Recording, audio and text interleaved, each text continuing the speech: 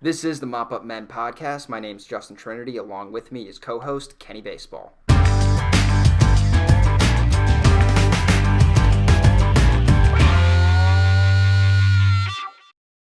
Let's talk about the 2021 MLB free agent class. Specifically, let's talk about the big names on the market. We're talking Trevor Bauer, JT Realmuto, George Springer, Marcell Ozuna, and DJ LeMahieu.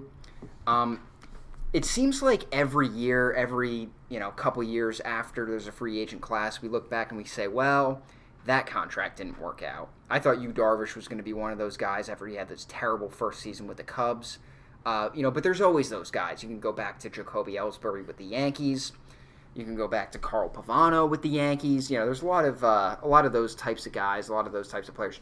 Jason Heyward with the Cubs. Jason Bay with the Mets. Jason Bay with the Mets, a terrible contract. Sean Figgins, remember him? Yeah. He went to the Mariners for $50 million or something like that over 4 or 5 years, and wasn't the same guy with the Angels. So it's always interesting to kind of look at, who's the next guy that's going to be. Who's going to be the next Jason Heyward? Who's going to be the next Jacoby Ellsbury? You go into every offseason with, you look at the big names and you say, well, I would love to have JT Realmuto catching 140 games. I would love to have Marcell Ozuna batting fifth in my lineup and playing in one of the corner outfield spots. So who do you think is the guy where, maybe teams shouldn't go that extra year or give them that extra couple million per year and kind of say, you know what, we're going to stick with our original offer. This is what we think you're worth, and we're not going to overpay for you because we think there's a chance that you don't meet expectations. The guy that I think could be like that, I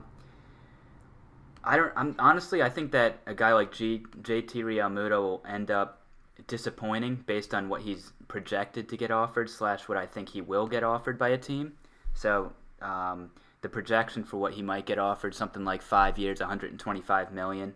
I think that might work for about a year or two, and then I think he'll fall off sharply after that, and you still have 3 years where you're giving him a lot of money. You're giving him upwards of like $25 million a year right around there. Mm-hmm.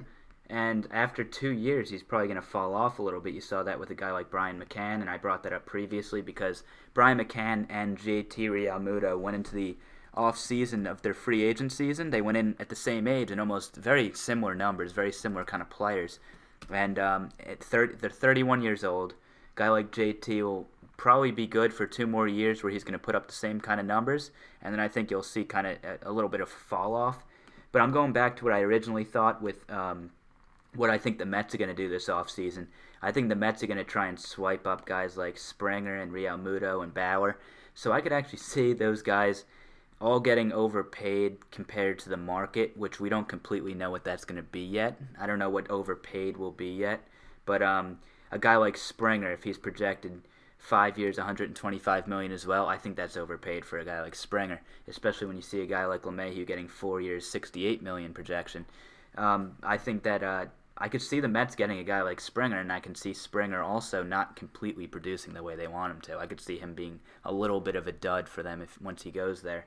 A guy like Bauer, I mean that's what starting pitchers, that's what they command, especially top starting pitchers, about $32 million a year. It's going to be a little less maybe this year. Maybe we'll see what happens with a guy like Bauer, but I mean that's the thing about front of the rotation starting pitching. You kind of know those contracts aren't going to end up well in the back end of the deal, but what you're paying for are not only going to the postseason, but wins in the postseason. I mean, that pretty much is invaluable. If you can buy wins in the playoffs, I mean, that's how you win World Series. Like, you go back to the A.J. Burnett contract with the Yankees. You say, okay, well, the Sabathia deal was great. The A.J. Burnett contract, he had one really good year in 2009 with the Yankees, and then after that, not so much. Do you think the Yankees look back now and say, well, that was a good contract? I think they do. They don't win the World Series without A.J. Burnett. Yeah, they definitely don't. They don't win the World Series that year without A.J. Burnett. I think they look back on that contract, and I think they're very neutral on it because obviously he really wasn't great on the Yankees, but they wouldn't have won that World Series without him because they only had 3 starting pitchers in the postseason that year. Absolutely. So I think it's a little bit different for starting pitching. Even like you look at the Red Sox with David Price with that contract, it really was not a very good contract at all. He really never had those ace-type numbers that he had with the Rays, the Tigers, and then the Blue Jays. And that's what they paid for. I mean, they paid him, I think, $31 million a year to be their number one starter, and then they had to go out and trade for Chris Sale because Price wasn't that guy. But at the end of the day, Price pitched well in the 2018 postseason, and he's a reason why the Red Sox got another World Series. Mm-hmm. So you look back at that deal and you say, oh, okay, he kind of got us there. So when you're looking at starting pitching in free agency, I feel like a lot of that is what you're paying for. You're paying for wins in the playoffs. Now, you mentioned Realmuto. It's a little bit different with position players because position players, it doesn't seem like they have quite the noticeable impact when it comes to winning championships, unless they're, an MVP of an LCS or a World Series. It's a little bit kind of different to quantify whether something was a good deal or not. You mentioned Realmuto. How many catchers can you think of playing into their early to mid-30s that were really good in their 20s that continued that production?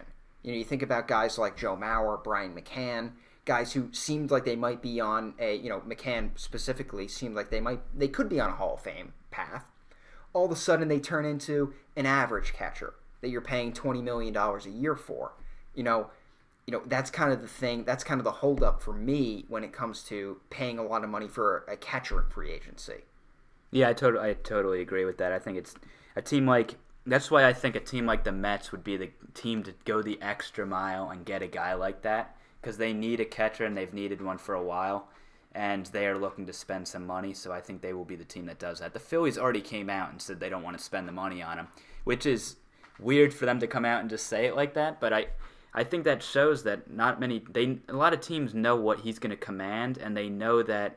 I don't know if they have the money to pony up to get a guy like that when they think he might fall off. Well, I mean, going over to the Phillies, they traded Sixto Sanchez for JT Realmuto.